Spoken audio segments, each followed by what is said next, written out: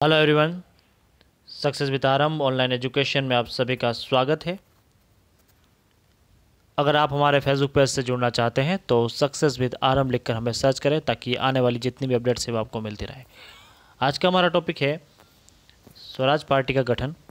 और अभी तक इतिहास के इस क्रम में हमने बंगाल विभाजन से लेकर असहयोग आंदोलन तक का सफ़र तय किया है। आज हम पढ़ेंगे स्वराज पार्टी का गठन। स्वराज पार्टी के गठन से पहले एक बहुत महत्वपूर्ण अधिनियम को समझना बहुत ज़रूरी है। उस अधिनियम का नाम है भारत शासन अधिनियम 1919। इसे मॉन्टेग्यू चेम्सफोर्ड अधिनियम के नाम से भी जाना जाता है। इस अधिनियम के द्वारा केंद्रीय और प्रांतीय विधानमंडलों को लाया गया था। मतलब हम कह सकते हैं कि द्वैध शासन पद्धति की स्थापना की गई थी।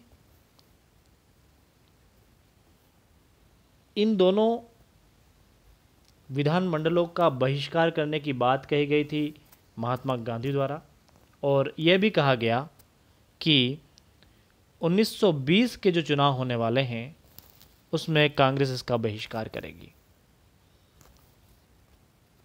वहीं दूसरी तरफ बात करें तो 1918 में एक उदारवादी नेता सुरेंद्रनाथ बनर्जी, जो कि बहुत बड़ा ओहदा रखते थे कांग्रेस में, उदारवादियों में, और कांग्रेस की एक मजबूत रीढ़ के रूप में जाने जाते थे।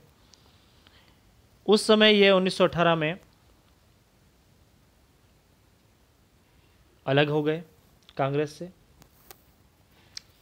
और इन्होंने नेशनल लिबरल फेडरेशन की स्थापना की।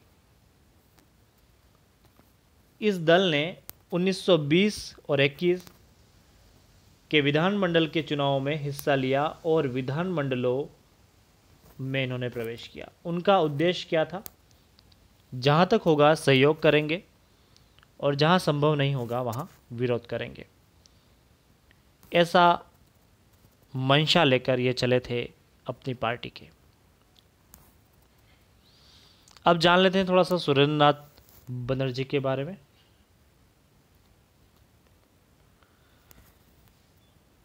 शुरू से ही स्वतंत्रता सेनानी के रूप में जाने गए, सिविल सेवा में चयनित हुए।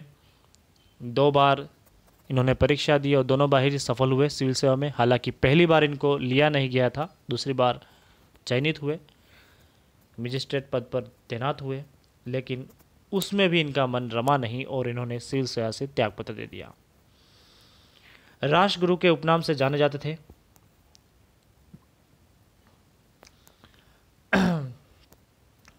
सिविल सेवा से जब इन्होंने त्यागपत्र दिया उसके बाद इन्होंने अंग्रेजी के प्रोफेसर का काम किया और राष्ट्रवादी विचारों से जुड़े रहे शुरू से ही।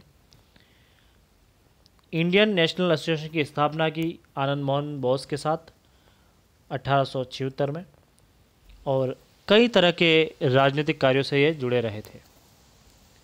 इन्होंने सिविल सेवा की जो उम्र है उस पर भी सवाल उठाए और इस मुद्दे को उन्होंने बहुत ज़ोरों से उठाया अपने भाषणों के माध्यम से भी।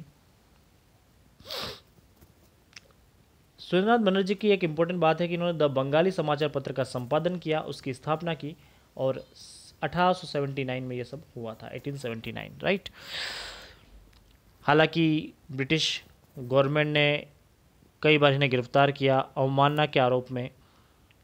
जब इनको गिरफ्तार किया जाता तो उस समय कई बड़े शहरों में इनके जो समर्थक थे वह इसका विरोध करते। इंडियन नेशनल एसोसिएशन के जो मेंबर थे वो इनका विरोध करते और साथ ही साथ इनकी संख्या भी बढ़ती गई थी इंडियन नेशनल एसोसिएशन की। 2 बार कांग्रेस के अध्यक्ष रहे थे, पहली बार पूना में और दूसरी बार अहमदाबाद में। तो ये था सुरेंद्रनाथ बनर्जी का एक छोटा सा बैकग्राउंड। हालांकि 1923 तक आते आते इन्होंने राजनीति से पूर्णतः संन्यास ले लिया और छोड़ चुके थे यह राजनीति। अब बात करते हैं सविनय अवज्ञा जांच समिति। जून 1922 में यह गठित हुई थी। इसका उद्देश्य यह था कि जो भी भावी रणनीति बनानी है उस पर काम करना। इसके जो अध्यक्ष थे वो हकीम अजमन खान, इसके अन्य सदस्य में मोतीलाल नेहरू, डॉक्टर अंसारी, चक्रवर्ती राजगोपालचारी, विट्ठल भाई पटेल और कस्तूरी रंगा। इन सबसे मिलकर यह जांच समिति बनी थी और इसका जो प्रतिवेदन तैयार किया था वो मोतीलाल नेहरू ने किया था। अब दो बहुत बड़े लीडर के बारे में बात करेंगे जो स्वराज पार्टी की इस आंदोलन की जो प्रक्रिया है, जो एक उद्देश्य की प्रक्रिया है, उसको आगे बढ़ाया। गांधी जी गिरफ्तार हो चुके थे, देश का जो वातावरण था वो निराशाजनक बन गया था और इसी निराशा में इन दोनों का प्रादुर्भाव होना बहुत बड़ी बात थी कांग्रेस के लिए। मोतीलाल नेहरू और चित्तरंजन दास, सीआर दास भी कहते हैं। मोतीलाल और चित्तरंजन दास राष्ट्रीय आंदोलन की प्रगति को बनाए रखने के लिए कांग्रेस को एक उच्च ओहदे तक ले जाना चाहते थे, उच्च प्रक्रिया तक ले जाना चाहते थे, क्योंकि यह काम गांधी जी द्वारा शुरू किया गया था जिसको ये जन आंदोलन को बंद करना नहीं चाहते थे और चाहते थे कि पूरा जन से लाभ लगातार जुड़ा रहे ताकि यह जो सोच है स्वराज की वह कहीं फीकी ना पड़ जाए। सीआर दास और मोतीलाल नेहरू 1923 में मार्च के महीने में स्वराज पार्टी का गठन करते हैं। स्वराज पार्टी को कांग्रेस खिलाफत स्वराज पार्टी के नाम से भी जाना जाता है। तो ये बहुत बड़ी पार्टी के रूप में उभरती है। शुरू में तो इनका मोटो होता है कि कांग्रेस से अलग थोड़ा सा काम करना, लेकिन बाद में ये दोनों साथ मिल जाते हैं और अपने भावी लक्ष्य को लेकर चलने की पूरी कोशिश करते हैं। मोतीलाल नेहरू और सीआर दास 1923 के चुनाव के माध्यम से विधानमंडल में पहुंचने की योजना बनाते हैं और 1922 के कांग्रेस का अधिवेशन में बहुमत के साथ इसे अस्वीकार कर दिया जाता है। राजगोपालचारी चक्रवर्ती राजगोपालचारी, डॉक्टर राजेंद्र प्रसाद, वल्लभ भाई पटेल जैसे जो कट्टर गांधीवादी नेता थे वो इस अपरिवर्तनवादी जो सोच थी उसके पक्ष में थे। ये परिवर्तनवादियों के विचारों को अस्वीकार करते हुए गांधी जी के रचनात्मक कार्यों को मानना चाहते थे, जिसमें से हम बात करें गांधी जी के रचनात्मक कार्य क्या क्या थे, तो चरखा काटना, हरिजनों का उद्धार करना, शराब त्याग करना जैसे कार्य का समर्थन करते थे।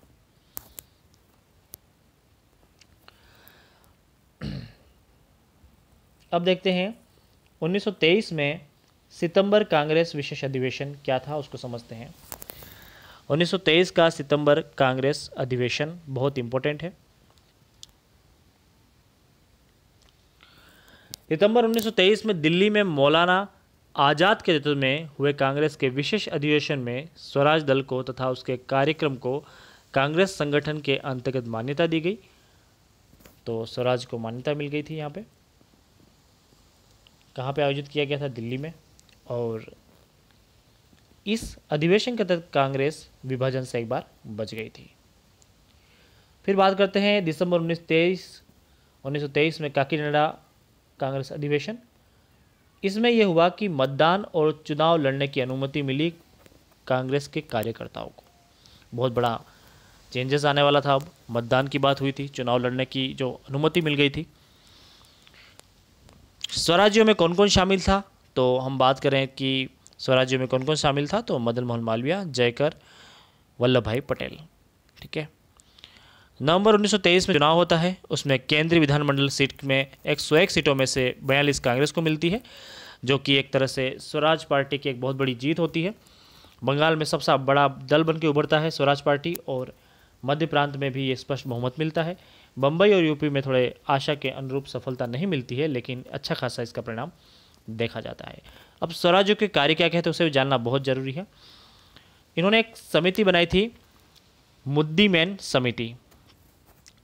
मुद्दीमैन समिति का काम यह था कि 1919 का जो अधिनियम है उस पर काम करना और उस पर काम करने के साथ साथ उसमें जो कमियां हैं उसमें सुधार करना। तो इसकी जांच के लिए यह नियुक्त की गई थी मुद्दीमैन समिति 1919 का भारत शासन अधिनियम के लिए। दूसरा काम था स्वराज्य का कि दमनात्मक जो कानून हैं उनको समाप्त करना और जो संघर्ष चल रहा है उसको समाप्त करना।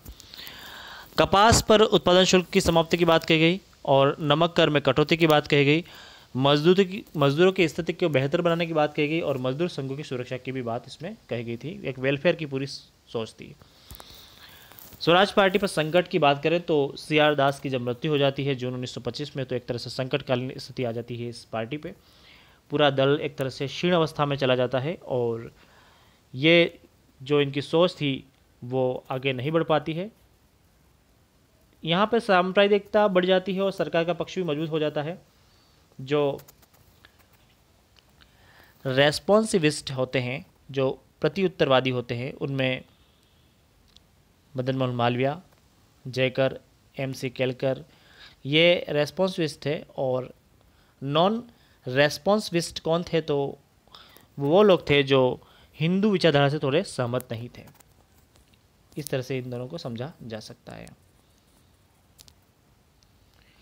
अब स्वराजी अपने काम में विफल हो गए क्योंकि एक बड़े नेता की मृत्यु हो गई, CR दास की। पार्टी क्षीण हुई और पुनः गांधी जी के हाथ में आ गया था यह आंदोलन और पुनः गांधी जी ने इसकी बागडोर संभाली थी। इस तरह से हमने पूरा समझा स्वराज पार्टी को। और कल हम पढ़ेंगे क्रांतिकारी आतंकवाद की शुरुआत होगी, आंदोलन का द्वितीय चरण शुरू होगा। इस तरह से एक पूरा बैकग्राउंड बताऊंगा, साथ ही कुछ छुटपुट कुछ अन्य आंदोलन हुए थे उस पर भी हम चर्चा करेंगे। Thank you for watching me.